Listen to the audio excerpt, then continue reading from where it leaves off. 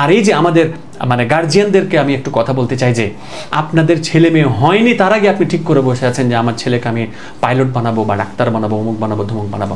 আপনার ছেলের কি হতে ইচ্ছা হয়, কি করতে তার ইচ্ছা হয়, সেটা তো সম্পর্কে একটু জানার চেষ্টা করেন।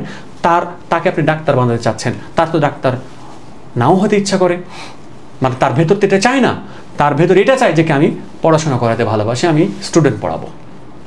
অর্থাৎ এক একজনের এক এক রকম চাহিদা রয়েছে। বাবা মারা এই জিনিসটা বুঝতেই চায় না অনেক ক্ষেত্রে। এখন হয়তো অনেকজনই বোঝার চেষ্টা করে এটা। আমি আমার কথা বলি, আমি আমার ইন্টারমিডিয়েট পরীক্ষা শেষ করে বাড়ি গেছি, বাড়িতে গিয়েই দেখছি যে আমার বাবা ডাক্তারির একটা কি রেজাল্ট আসছে, ভর্তি হওয়ার জন্য যেটা মানে লিফলেট দেয় না, এই যে বা তোর জন্য লিফলেটটা নিয়ে আসছি, ডাক্তারিতে ভর্তি হতে হবে। আমি সরাসরি বলে দিয়েছি, একদম আমার বাবাকে গিয়ে কেউ জিজ্ঞাসা করলে বলতে পারবেন, আমি সরাসরি বলে দিয়েছি আমি ডাক্তারি পড়বো না, আমার এটা ভালো লাগে না, কারণ আমার ভেতর থেকে ওই জিনিসটা আসে না, আমি এটা পড়বো না। আপনি বিশ্বাস করেন আমার প্রথমে ধারণা ছিল আমি চাকরি করব।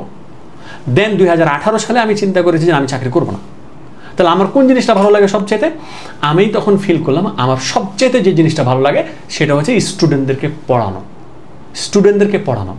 তখন 2018 সাল থেকে কিন্তু আমি এই যাত্রাটা শুরু করেছি, এই যে আপনাদেরকে পড়াচ্ছি আমি, এই যে আমার এটা ভালো লাগে, তখন আমি এর মধ্যে শান্তি পাই, আমি শান্তি পাই। ওই শান্তিটাই অনেক বাবা মা আসলে বুঝতে চায় না।